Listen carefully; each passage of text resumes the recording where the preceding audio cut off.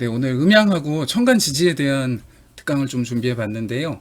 네, 음양운동이라고 하는 거는 우주 만물이 음에서 양으로, 양에서 음으로 끊임없이 변화하고 순환하는 운동입니다. 우주 만물 모든 것들은 계속 돌고 움직인다. 그 명리학 속에 음양이 있는 게 아니고 음양을 공부하다가 나온 학문 중에 하나가 명리학인 거죠.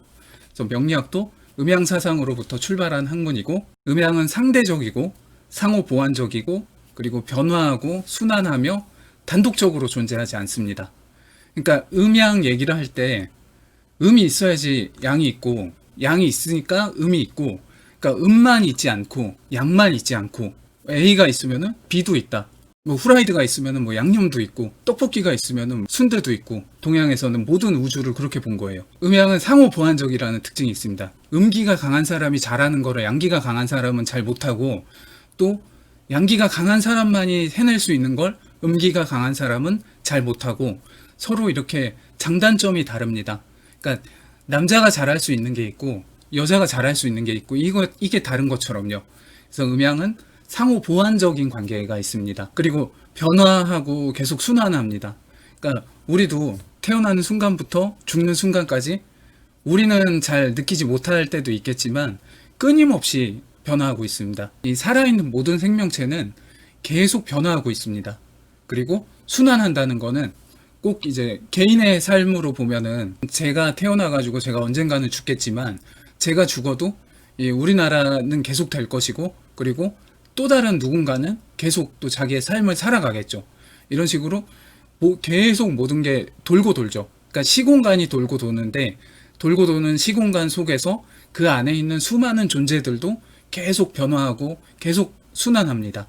그리고 남자에게도 여성스러운 면이 있고, 여성분들에게도 뭔가 좀 남성적인 면이 있고, 단독적으로 존재하지 않습니다.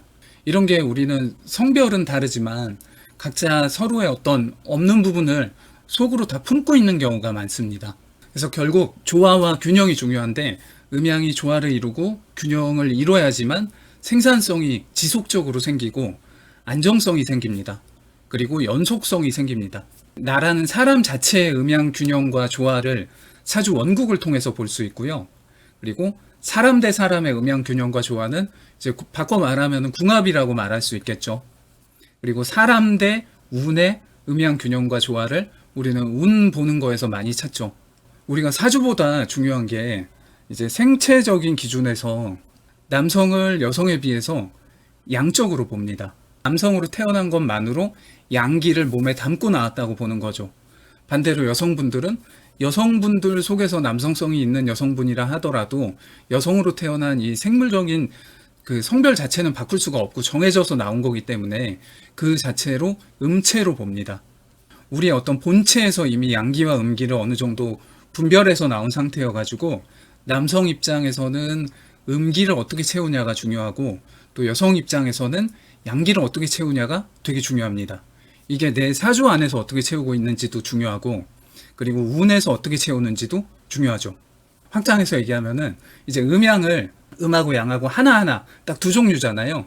흑, 백, 뭐 온, 오프, 0 아니면 1, 이런 경우인데, 이거를 이제 0에서 1 사이를 5개로 쪼갤 수도 있는 거예요.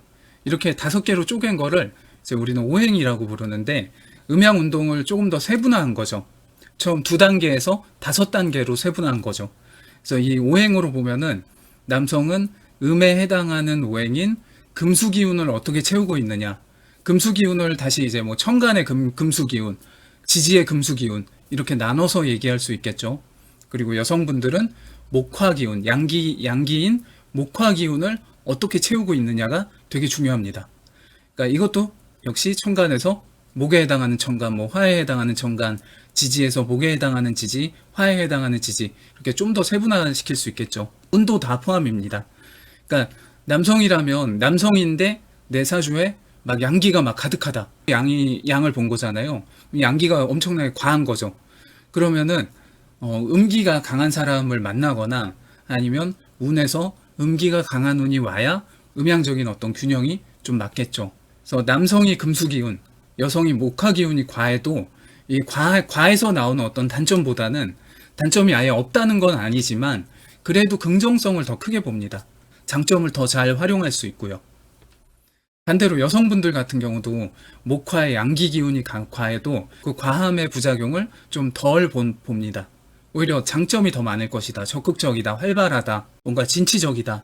이렇게 봅니다. 근데 반대로 이제 남성이 목화 기운이 많이 있고 여성분들이 금수 기운이 많이 있으면 그 음양의 불균형으로 인해서 부작용들이 좀 나타날 수 있는데 이 부작용의 케이스는 정말 다양하고 좀 다릅니다. 크게 봤을 때는 굉장히 좀 의미가 있습니다. 그러니까 양기가 강한 남성분은 그 자체로 좀 삶에서 어떤 고단함이 있고 여성분들이 또 음기가 과할 경우에는 뭔가 물질적으로는 좀 채움이 있더라 하더라도 이게 정서적이나 아니면 개인의 행복하고는 좀 별개라는 거를 여러 번 봤고, 여기까지 혹시 질문 있으신가요? 음양운동을 5단계로 확장하면 이제 오행운동이 되겠죠.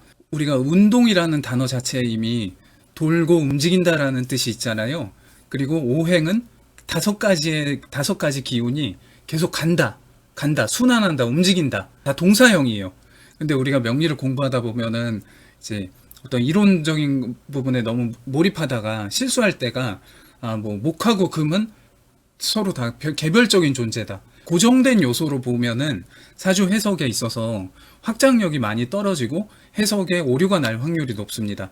결국 갑부터 개까지 하나의 운동 과정이고 우리는 그 운동 선상에 언제쯤에 어디쯤에서 어느 지점에서 나와서 내 사주 안에 그 글자들을 담고 있는 거죠.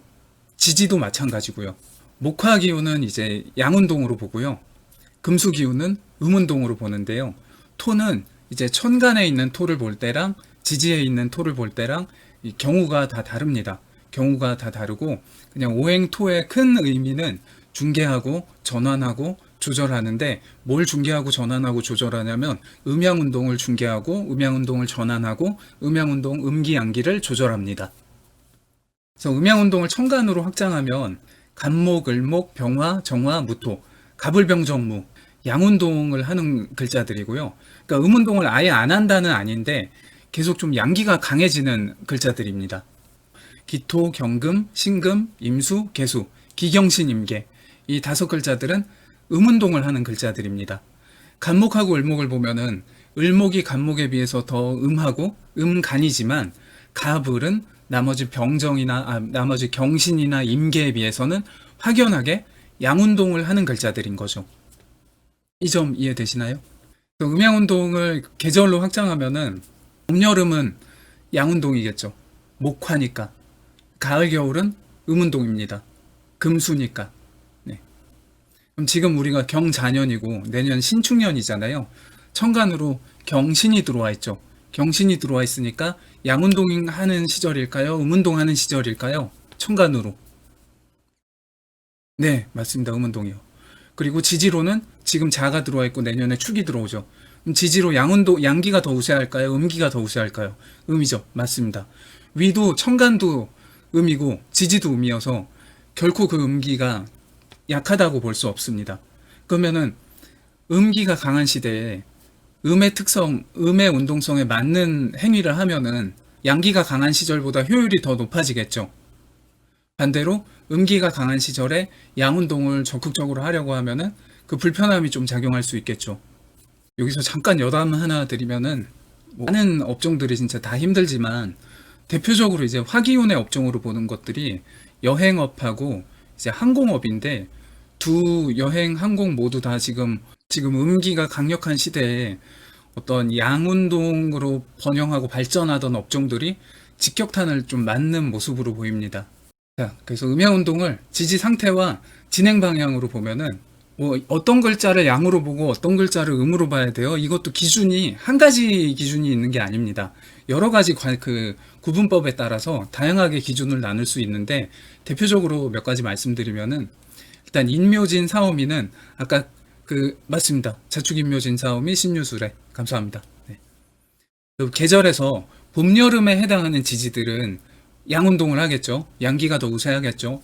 그래서 인묘진, 사오미 요 6글자를 양기가 더 우세한 글자들로 보고요. 신유술, 해자축을 음기가 더 우세한 글자들로 봅니다. 삼합이라고 하는 굉장히 중요한 운동이 있는데요. 네, 삼합에 대해서 더 궁금하신 분들은 유튜브 김명리 삼합 영상을 참고해 주시면 감사하겠습니다. 그래서 해묘미 같은 경우는 목 운동을 하기 때문에 해는 음기가 강하고 미도 이제 음을 향하는 글자지만 해묘미라는 세 글자가 합쳐서 결국에 얘네가 지향하는 어떤 목적은 목이라고 하는 양운동이 되는 겁니다. 삼합 기준으로 보면 양운동하는 글자로 볼 수 있어요. 그리고 인호술 삼합이라는 기준으로 본다면 이제 화운동이 양운동에 해당하기 때문에 해묘미랑 인호술은 양으로 볼 수 있습니다. 그리고 사유축은 금 삼합을 추구하기 때문에 음운동으로 보고요. 신자진도 수 삼합을 추구하기 때문에 음운동으로 봅니다. 올해 경자년은 요 신자진에 있잖아요. 경자년은 신자진에 있기 때문에 그냥 자체적으로 글자가 갖고 있는 기운도 음기가 우세하지만 운동성도 음이겠죠. 또 명리에서 많이 쓰는 합 중에 하나인 방합이라는 개념이 있는데요. 방합은 이제 계절끼리 뭉쳤다 해서 그 계절에 해당하는 글자들이 뭉쳤기 때문에 이제 하나 있을 때보다는 굉장히 이 영향력이 뚜렷해지는 거죠. 그래서 음양운동을 지지 방합 기준으로 보면은 인묘지는 합치면은 얘네가 봄에 해당하는 글자들이어서 목 방합으로 봅니다. 그리고 사오미는 화 방합으로 보고요. 그래서 목 방합, 화 방합은 넓게 봤을 때는 음양운동에서 양운동으로 볼 수 있겠죠. 그리고 신유술 해자축은 넓게 봤을 때 금하고 수 방합이기 때문에 음운동으로 볼 수 있습니다. 근데 이제 또 다시 경자년 얘기하면은 경자년은 삼합으로 봐도 여기 수를 추구하고 방합으로 봐도 해자축 수에 있죠. 그러니까 다시 뭐 이렇게 보고 이렇게 봐도 이거는 음운동이죠. 네. 지금까지 말씀드린 거를 표로 한번 정리해 볼게요. 자, 여기 제일 먼저 이게 대음양이 있죠. 대음양 운동 이렇게 보이시죠? 두 개. 그 다음에 성별입니다. 성별. 남성은 여성에 비해 양에 속하고 여성은 남성에 비해 음에 속하죠. 그 다음에 오행으로 내리면은 목화, 토, 금수가 있는데 토는 여기 음양의 가운데쯤에 걸쳐져 있죠. 오행토는. 그리고 목화는 양운동에 속하고 금수는 음운동에 속합니다. 계절로 보면은 봄, 여름은 양에 속하고 이거 너무 못 쓴다. 네, 이거 그냥 안 할게요. 죄송해요. 네. 가을, 겨울은 음에 속합니다.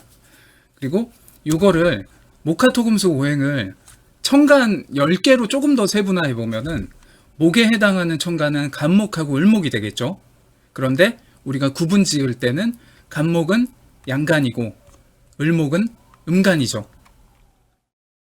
을목이 간목에 비해서 음하다는 거지 을목 자체가 막 음기가 강하다 이건 아닙니다. 그리고 오행화를 천간으로 확장하면 병화하고 정화가 되는데 병화는 양간이고 정화는 음간이죠. 토 같은 경우는 천간으로 확장하면은 무토하고 기토가 되는데 양운동의 끝부분쯤에 있는 애가 무토고 음운동의 시작 부분에 있는 애가 기토입니다. 그래서 무토일간과 기토일간은 같은 토일간이지만 굉장히 다릅니다. 그 다음에 이제 음운동 하면은 오행금을 천간으로 확장하면은 경금하고 신금이 됩니다. 경금하고 신금이 되는데 경금은 양간이고 신금은 음간이죠.